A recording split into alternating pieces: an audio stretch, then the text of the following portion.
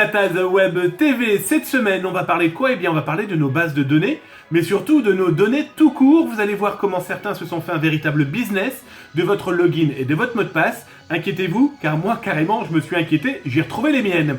On va parler aussi d'une chose assez étonnante. Cette bague, eh bien cette bague va me permettre de payer d'après Visa, le fournisseur de cartes bancaires par exemple, mais je vais vous montrer aussi qu'avec cette bague, pas comme les autres, je suis capable de faire des choses un peu étonnantes sur votre téléphone portable. Bref, Zataz Web TV de la semaine, c'est parti! Alors cette semaine, on va parler de données, de vos données, votre login et votre mot de passe par exemple. Êtes-vous certain qu'il n'est pas dans les mains, ou qu'ils ne sont pas dans les mains de pirates informatiques? Je vais vous parler d'un site russe qui s'appelle Liquid Source.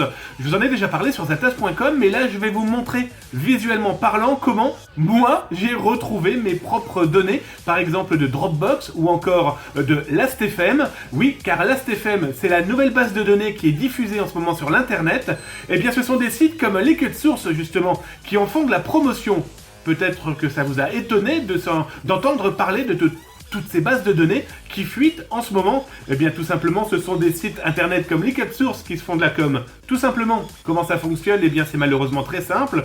Comme je vous le montre dans cette vidéo, il suffit de rentrer login, mot de passe, IP ou tout simplement votre nom et votre prénom, comme celui de Mark Zuckerberg par exemple, le patron de Facebook, et vous pourrez peut-être retrouver votre IP, votre adresse internet, mais surtout le mot de passe attenant à n'importe quel site internet ayant pu être piraté et que des sites comme Liquid Source récupèrent les bases de données, donc les achètent à des pirates, pour ensuite commercialiser l'information.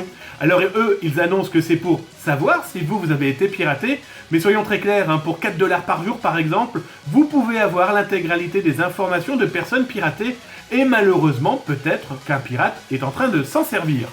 Alors cette semaine, on va parler aussi de bijoux. Et oui mesdames, ça va vous intéresser, mais aussi pour vous les gars, soyons très clairs. Cette bague ici, eh bien Visa en a parlé au mois d'août. Alors Visa proposera ses propres bagues, des bagues NFC qui vont permettre de payer en sans contact. Alors il y a eu un test sur une quarantaine de sportifs participant aux Jeux Olympiques de Rio et ils ont donc pu payer en approchant leur bague d'un lecteur de carte bancaire sans contact.